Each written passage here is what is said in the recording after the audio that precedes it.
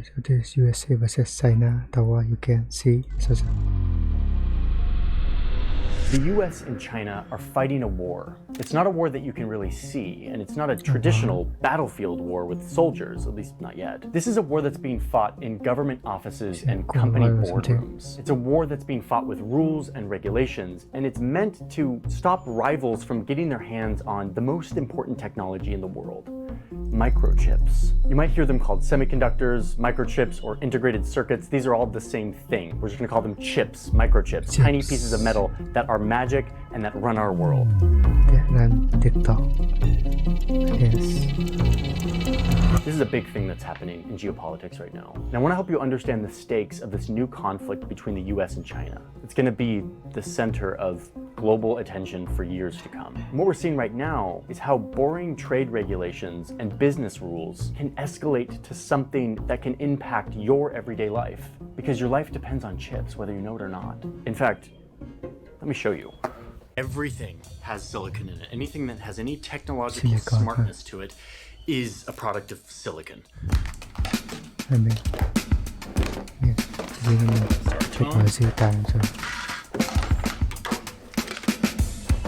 Oh, and it's not just like the usual suspects techie things. Yep, microchip. My refrigerator, silicon. My microwave, silicon. Nah, I'm just playing with you. This doesn't have silicon in it.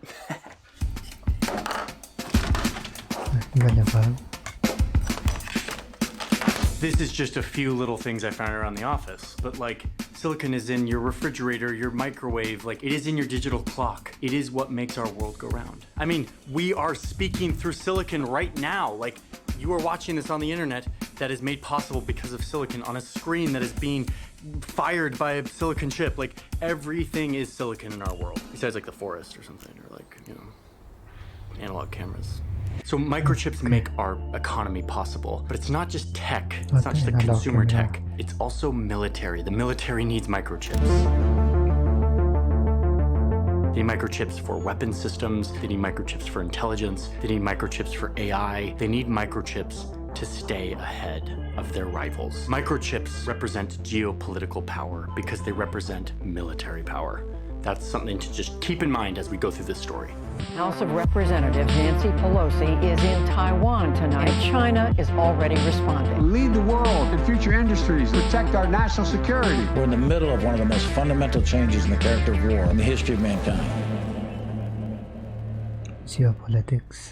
Hey, pause. I feel really strongly that the internet is a place where you can learn to level up your professional skills. Okay. I learned all my skills on the internet. That is how I know how to animate. Give you the skill, learn to.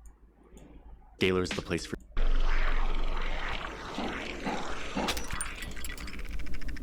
In 1959, the US was about to get very lucky. Computers at the time were becoming a thing, but they kind of looked like this.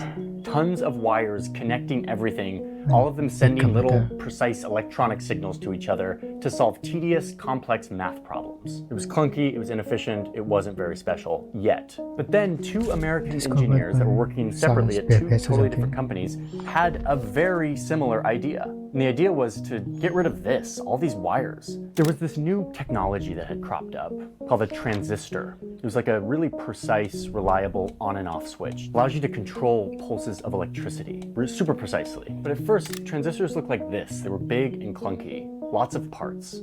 So the idea was, what if we start carving these little on and off switches onto a material called silicon? It's like a super abundant metal-like material inside of Earth's crust.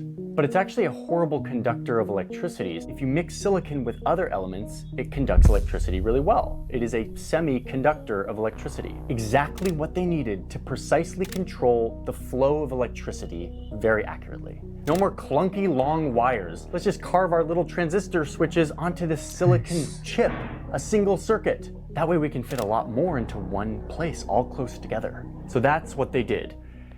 And then the world changed forever. With the transistor, man has gone far toward matching some of the capacity of the human brain.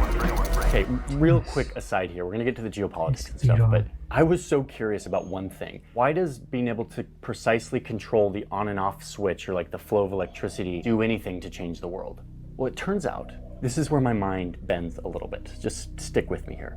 So transistors can turn on and off, and they send a signal that results in one of two things, a 1 or a 0 when it gets to the other side. Finally. Super boring and useless if you just have one little transistor sending a 1 or a 0. But if you have 1,000 of these switches, all sending little signals in the right order, suddenly you have something that kind of resembles a little brain, firing signals in a coordinated system that can actually solve logical mathematical problems and literally remember things. This is kind of how our brain works. It's pulses. Lots of pulses. And now we're talking about computing. This is how computers work. The more pulses of electricity you can control, the more you can do with technology. And suddenly, there's a new gold rush in the United States. But the gold is now silicon, and the rush is to put as many of these little switches onto that silicon chip as possible so that we can make our technology do more and more sophisticated stuff. And now people have smarter clocks and TVs and radios and video games and calculators. Things that you can hold in your hand and press a bunch of buttons, and suddenly the silicon chip is solving math problems for you instantaneously. What is happening? This is magic. Oh, and it's not just tech bros in the 60s who are loving this. The US military and NASA are first in line to get their hands on these new chips. They dream of using them for more sophisticated weapons or going to the moon. Chips were becoming a currency for national power. We gotta protect them, thinks the USA. Luckily, the USA didn't really have to do much to protect them at first. They were killing it. They were the global leaders of this chip making stuff. Every year, US companies crammed more and more transistors onto this little piece of silicon. More calculations per second. More and more companies are now cropping up to make dreams come true with their new magical microchips. Lots of this action was happening right here in Central California, in a valley that would soon take on the name of the material that enabled all this magic to happen. By the mid-1980s, they were carving nearly 300,000 little on and off switches onto a piece of silicon. Oh, and look, it's Steve Jobs and Bill Gates. They're using these more sophisticated silicon chips to change the course of history. Home computing, color televisions, more advanced satellites, and smaller electronic devices of all kinds. There's a revolution happening. And over the next 30 years, the number of transistors that they can fit onto a piece of silicon starts to become ridiculous. And it's like the 90s, and these things are getting faster and smaller, and now humans have computers in their homes that are more advanced than the ones that were used to land on the moon. Not only do they play the typical computer games that all the kids enjoy, but their curiosity for learning has skyrocketed. And look, Only it's kids even play smaller video now. games. It fits in your pocket. And we are calling it iPhone. None of this is possible without these little magical brains made of silicon. Okay, but then a problem arises, and it has to do with these. These look like just factories where they make microchips, right? No, these are not just factories. We have a special name for these. They're called fabs, and they are a central part of this story. Because listen, cramming tens of millions of transistors onto a piece of metal-like substance from the Earth is hard to begin with. But as the number of transistors continues to double and double and double, making them becomes incredibly complicated. I mean, look at these operations. This is inside of a fab, and the reason why it looks like they're doing open heart surgery here is because even a single speck of dust that gets into this fab and onto one of these chips can totally ruin it. So yeah, it was American companies who are designing and making chips, but every year they have to spend more and more on these tedious fabs, these factories on steroids. They're getting really spendy, like billions of dollars spendy. Meanwhile, an ocean away, you've got a couple of economic miracles happening in all of these countries in East Asia that are rapidly developing. And they want in on this microchip gold rush. Japan.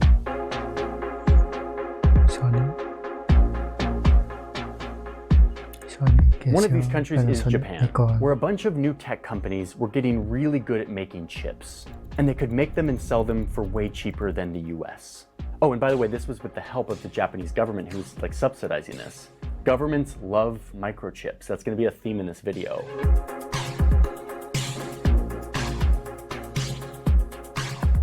So the US is hating this. They're kind of freaking out that Japan is getting in on all the chip gold rush. They got to do something about it. So it's 1987 and the US government basically says, no more Japanese chips. They put a 100% tax on Japanese chips coming into the US, which not surprisingly just crushes Japan's chip industry. Too bad, so sad, Japan, said the president at the time, who was, wait, what the hell, Ronald Reagan? The prophet of free markets and free trade? What's going on here? Our aim is to increase our national wealth so all will have more.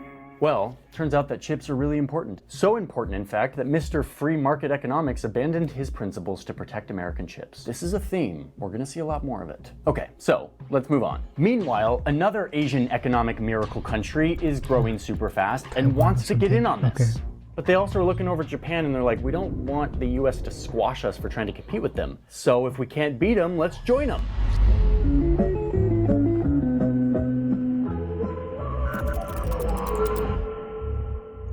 TSMC. Oh, and this is a really important foreshadow here. Taiwan is looking over here at their neighbor China, who's also getting really rich and more serious about making good on their lifelong promise to eventually invade Taiwan and, quote, reunite it with China. Kind of scary. So in the back of Taiwan's mind, they're also kind of looking for a way to get the West to protect them. So they made a bet, a freaking brilliant bet that solved all their problems at once. What's At that? the time, a bunch of engineers in Taiwan were actually leaving Taiwan to go to the US, to go to university there, and then to actually work for US companies in the cutting-edge microchip economy. Texas Instruments, Intel. So the first thing the Taiwanese government does is lure them back. They guarantee them jobs, they pay for their travel costs, they give them tax breaks to create companies.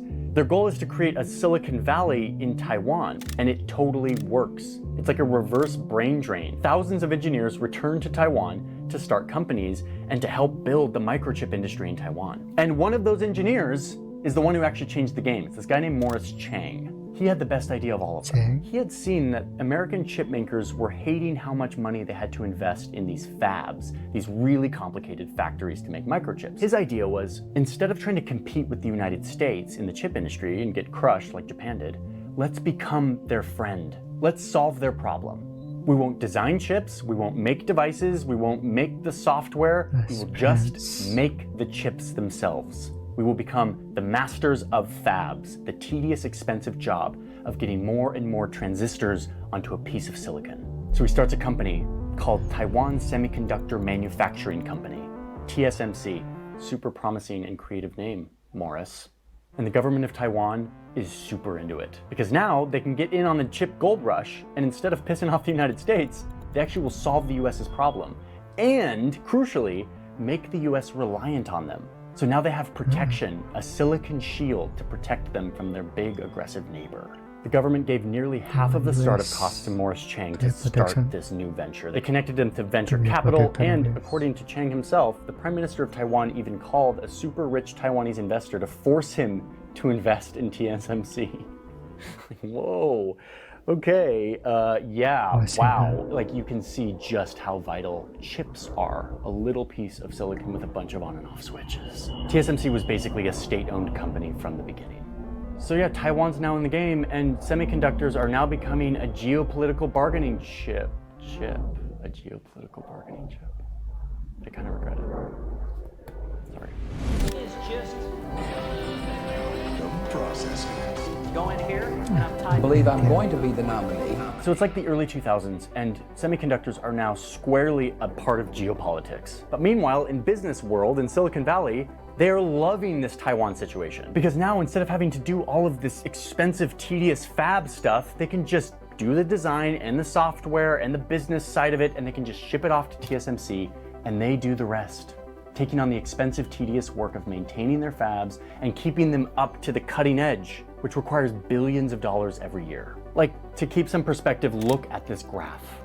This is the number of transistors on a piece of silicon. By 2010, they're now getting 1 billion transistors onto a piece of silicon the size of your fingernail. And the only way to do that is to make each one of these insanely small. So let's just take a moment to blow our own minds here. Each transistor is becoming smaller than a width of a human hair. Wait, no, sorry, that's actually way too big of a scale. A human hair is like 90,000 nanometers thick. We need to go smaller, like a red blood cell. Wait, no, that's still too big, 7,000 nanometers. Okay, a virus, something that's not even totally alive, it's so small. Wait, that's 14 nanometers, still too big. I mean, we are getting into insane scales here. IBM recently revealed a chip with transistors that are 2 nanometers thick, making them literally smaller than a strand of DNA. So in these fabs, the reason it looks like this is because they have to figure out how to do this and to keep doing it and keep making it smaller and smaller, providing the world with the most advanced chips. And this is why we have nice things. Your entire world revolves around what is happening on these little strips of silicon.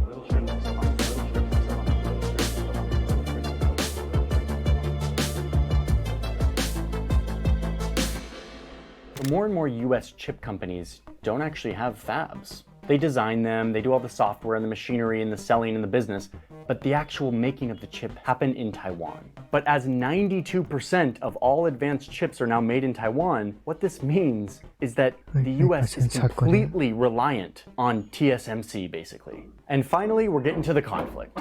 This is where China becomes really important. Because China, the most populous country, is suddenly very rich. And they want new tech too. So they become actually a giant customer of all these chips, buying 40% of all the chips in the world, meaning that they are now reliant on the US, who is reliant on Taiwan, to design and make their chips. So let's look at the modern chip industry as it all comes together, which is going to set the stage for how this conflict is playing out today. Here's a very simplified version of the supply chain. Again, very simplified. It's just insane. I'm not going to go into the full thing. The US is the one that manufactures the machines, the software, and the designs. Japan makes metals and chemicals for chips. The Netherlands makes this crazy UV laser machine that is used to carve the chips. And Taiwan, crucially, does the expensive, tedious job of actually making the chip. Almost all of the most advanced chips in the world are made in Taiwan. And then you have China, who is the giant customer in all of this. They're the ones who are buying more and more chips to grow their economy. I mean, look at this beautiful supply chain. You've got a bunch of countries that are involved now. Everyone has a part to play, and everyone depends on each other for chips. Globalization is great. Economic interdependence is a recipe for peace and mutual prosperity. Right? I mean, it used to be. But there's something else happening with the supply chain that might be hard to see in this diagram, which is that the US is still the kingpin of this system. They're the most important player. They have the most important ingredients, the best designs, the best software, and the most machines to make chips. Taiwan, their bestie, has the second most important ingredients in all of this, the fabs that actually make the chips. China, on the other hand, is in a position of weakness. Their role is basically the big hungry chip consumer, totally reliant on their frenemy, the United States, and their annoying neighbor, Taiwan, who they want to invade, but now they're reliant on for cutting-edge chips. And what's at stake here for China? Well, it's not just their economy. They don't want chips just so they can have a bunch of cool tech. They want it because more and more, they need advanced chips for their military.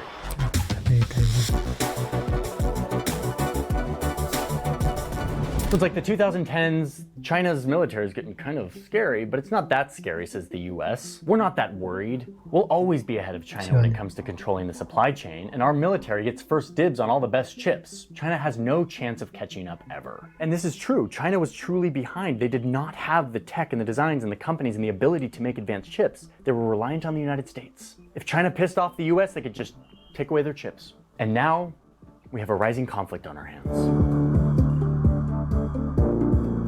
China, this big superpower, is not going to let this happen. They realize that they have to do two things. Number one, they have to start making their own chips. They want to break free and stop relying on the US for anything, make their own chips so that the US doesn't have leverage over them. And number two, and deeply related, is they want to continue to build up their military, to modernize it, to build more warships and satellites and high-tech missiles and drones, and eventually AI. All of this needs advanced chips, which they don't have. So they're like, we are gonna make them on their own. And the US is like, good luck, China. You're so far behind. Good luck trying to figure out how to do this thing that we've spent the past 60 years figuring out how to do, make really expensive chips. Experts in software and machinery and fabs, like, you have no chance. So how is China gonna catch up?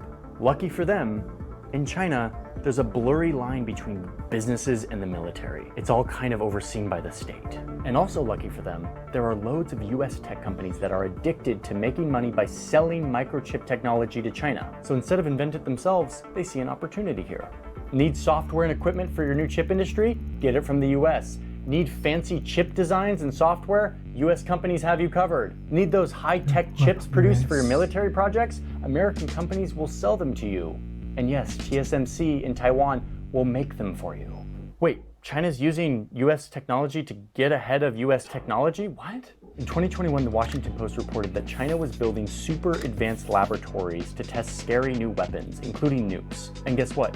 They were using American semiconductor tech to do this. it started to become clear that American companies were selling tech and chips and software to Chinese tech companies that were actually just a front for the military. Wow. Yikes. The US chip industry is now allowing China to get ahead. This was starting to happen, but I think what really woke up the US is when this happened. Huge step forward in China's military. China conducted 2 tests of a hypersonic missile system. Technology that would allow it to fire a nuclear warhead faster than anyone else. The U.S. does not currently have the ability to even track this weapon, much less defeat it. The US military generals wake up one morning to discover that China has just tested a new weapon, a missile that flew around the entire world, going 5 times the speed of sound, a mile a second. Oh, and it's really hard to see because it flies below radar range. It's super nimble, maneuverable, and has the ability to carry nukes. The US had been working on something similar, but China beat them to it by years. And it was American microchip technology that helped them build it. Oh, shit. Yikes. This totally caught them off guard. Says that US intelligence services had no idea that China was so far ahead. So it turns out that while the US government thought that they were running faster and that they were fine, they were actually fueling the rise of their biggest rival by giving them the technology that they need to get ahead. So the US decides that they've got to do something. China is ahead on these missiles, and they might get ahead on things like AI, and they're doing it with our tech. No more free trade, no more free markets.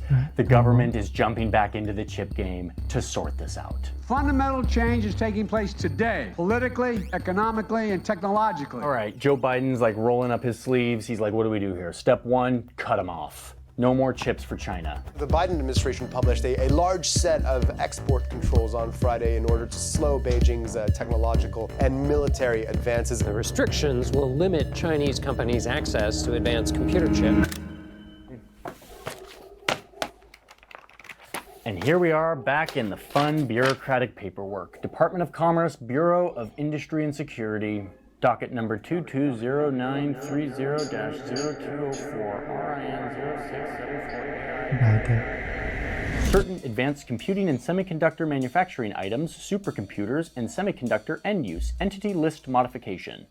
We're not gonna go through this. This is just a bunch of rules that says no more chips to China. All those cutting edge chips that China was buying from US companies, blocked. The restrictions will limit Chinese companies' access to advanced computer chips. Manufacturing equipment they need to make their own chips, blocked. All that US made vital software that Chinese companies need to design their own chips, block, block, block. We will bring these jobs back to our shores and end our dependence on foreign chips. In fact, the Biden administration went super far to say that any company globally that uses US tech to produce chips is now blocked from doing business with Chinese firms. To cut China off from certain semiconductor chips made anywhere in the world with US equipment. Why stop there? Americans are now forbidden from working for Chinese chip companies. This is huge news. This is huge news. This is happening. This is we're in the middle of this right now. But let's go back to that visual of the whole supply chain. If you cut off this, then yeah, you hurt China, but you also hurt the other side of this line, US chip makers. One example, this US chip maker, NVIDIA. They went from selling tons of chips to China to suddenly being banned from doing so. This has led to a $400 million loss in revenue in just 1 quarter. Poof, up in smoke. One of the biggest chip makers now totally cut off from their big customer because Joe Biden is afraid of the Chinese military, and for good reason, which leads to step 2 of this policy. The Biden administration wasn't going to leave these tech companies out dry, so they gave billions of dollars to American chip makers to say, hey, yeah, sorry we cut you off from your main customer because we're kind of getting scared of their military, but we have to protect our chips. Here's a bunch of money. Congress passed the CHIPS Act, which gives billions of dollars to these companies to create fabs back in the United States. This time it wasn't Russia, but China, another rival power, would get way ahead of us if we didn't pull out all the stops. And this legislation is the first large step in pulling out all of those stops. Government wants the fabs to come home to ensure that this most valuable technology isn't solely reliant on outside countries. And we're talking giant payouts. 50 billion taxpayer dollars go to companies like Intel, which is now opening a new fab in Ohio. We are going to build the most advanced stuff in the world right here in Ohio. Or even TSMC themselves, which is based in Taiwan, but is now opening a new fab in Arizona. Keep it in the family. Okay, so this is economic war, and the Biden administration just did a huge move. Reminder that the reason why this is important is because it's not just about like business or even missiles. This is about chips. Chips are not just chips. Chips are the future. Chips are power. Yes, chips mean economic growth and new cool technology, but chips also mean new weapons. Chips are the currency of geopolitical power. Kind of like what oil used to be, but now it's freaking silicon with a bunch of on and off switches on it. The US is taking control of its valuable resource and cutting China off. So the US makes this big move, cuts China off, and that, this is geopolitical conflict. They just made the move. The ball's in China's court now. How will they respond? And this is where Taiwan comes back into the picture. Taiwan, this small country that finds itself in the crossfires of this conflict. 92% of all advanced chips are made here, mostly by TSMC. The US is totally reliant on them. A few months before the Biden administration was doing all of this, making it illegal to sell chips to China, Congresswoman Nancy Pelosi visited Taiwan. Not just to shake hands with political leaders, no. She was there to visit TSMC, the chip fab. What Pelosi was really doing here was signaling to Taiwan that they are vital to American security. The US relies on this, and will protect it. Came to Taiwan to make unequivocally clear we will not abandon our commitment to Taiwan, and we are proud of our enduring friendship. And in doing so, she shows us what China's countermove might be in all of this. It might be Taiwan. Are you willing to get involved militarily to defend Taiwan if it comes to that?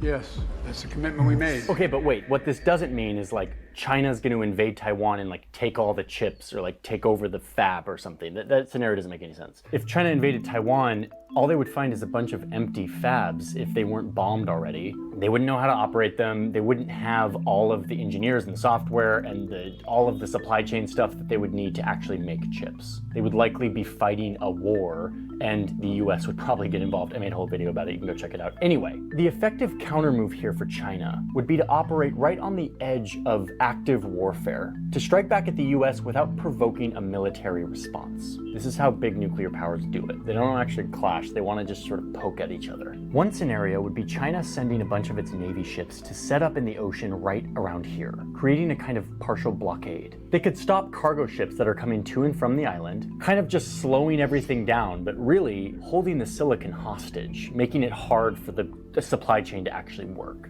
I mean, just remember the COVID-19 chip shortage or supply chain shortage, or even the Suez Canal blockage from a couple years ago. Imagine those supply chain issues, but on steroids, totally debilitating and being used for a hostile purpose to strike back at the US. Like Biden forbidding American companies to sell chips to China, the blockade would be a way to strike at your nuclear-armed rival without going too far, without risking too much escalation or a miscalculation. It's incumbent upon us to stay number one. To lead the world in future industries and protect our national security. We are going to build the most advanced stuff in the world. That's where we're at. We're in the middle of another economic war between big nuclear powers. We don't know what happens next, but one thing that feels clear to me is that Cold War vibes are back as these two great powers with different ideologies about the world compete with each other. This fight over chips will continue. And this idea in international relations that I kind of took for granted, which is that globalization and interdependence is good and will lead to less conflict, it's being seriously challenged. Economic interdependence is being used as a weapon. That's what we're seeing here. And not just here. I made a video a couple months ago about how Vladimir Putin is cutting off natural gas to Europe. Frankly, it's not that much different than Joe Biden cutting off microchips to China. I mean, it is different in a lot of ways, blah, blah, blah, we get it. But the big mechanics of how this conflict is playing out is peculiar and is becoming a part of how conflict looks today. So even as this old school style war continues to rage in Ukraine, we're seeing an evolution of how conflict works in our world. Where once a lot of conflict revolved around natural resources like oil most recently, the currency of power, we've moved to an era where a magical piece of metal-like substance called silicon, pulsing ones and zeros, is kind of the new oil, the new currency of power, the new thing that we should protect to protect our military supremacy. So in a big shift of the trend of globalization, countries are now turning inward to protect their stuff, leading to a new era of distrust, severed connection, and rising tensions. Okay. Okay. Semiconductors is over. That's it. I'm now going to eat a Reese's peanut butter cup from Trader Joe's. Mmm. Wow, it's good. I just love this thing. Okay, that's the end of the video. Thanks to Scalar one more time for sponsoring. That's been the video. There's a lot of stuff going on in there. All depending on silicon. It's a beautiful hospital.